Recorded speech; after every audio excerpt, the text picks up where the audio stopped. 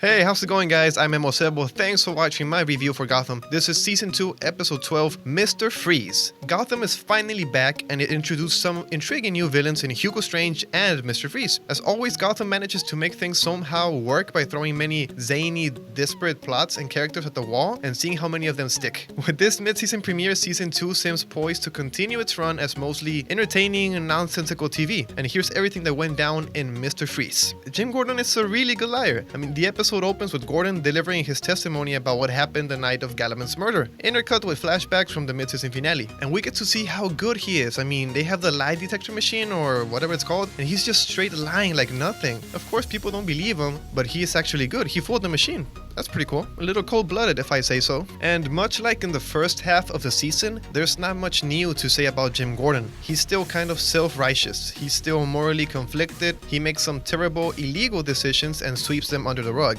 There hasn't been much character development for Jim Gordon. And I think that Gotham doesn't have anywhere to go with Gordon, at least not if they insist on keeping him as a linchpin between the dark underworld of Gotham and the sometimes moral institutions committed to cleaning up the streets. Moving on to Penguin, Oswald, and Ed, they are kind of BFFs now, or still.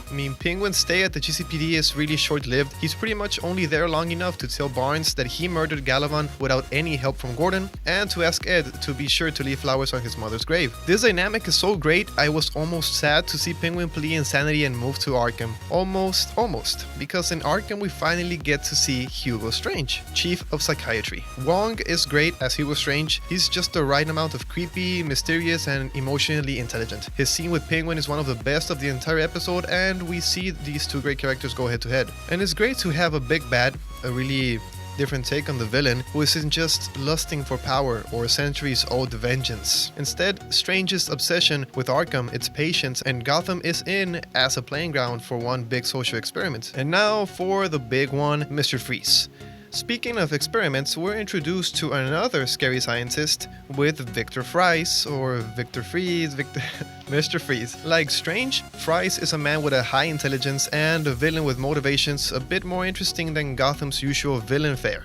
The show does a good job making Fries' motivation sympathetic and scary at the same time. He is a man who loves his wife and who is desperate to save her. Even though he's doing all this freezing for love, it just doesn't make what he's doing to the bystanders any less criminal or terrible. But it does make him slightly more relatable as a character, and on a show like Gotham, prone to freaking bouts of farce that can make all of the difference. We also get to see Butch, now the king of Gotham, kind of. He has this little drill or screw in his hand and kills people now with it. Tabitha Galavan shows up and makes things weird. She wants to be his associate in crime or partner in crime, and they seal it with a kiss. Yeah, they kiss. In an episode that saw such fascinating villain characters like Hugo Strange and Victor Fries introduced, Tabitha is an example of how tropey and one-dimensional Gotham's villains can be. Really boring, and I wouldn't be sad if they remove her from the show. In conclusion, while we have only just met Strange and Fries, their motivations are clearer and more interesting than Tabitha's, and we have known her since the beginning of the season.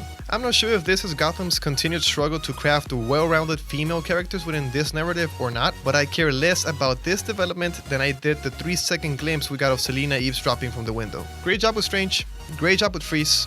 Remove Tabitha. Guys, thank you so much for watching my review for Gotham's Mr. Freeze. If you enjoyed it, please subscribe to the channel. I will be doing more reviews of a lot of shows that I like and my headlines for every day. Stay to the channel for more videos, and I'll see you in the next one.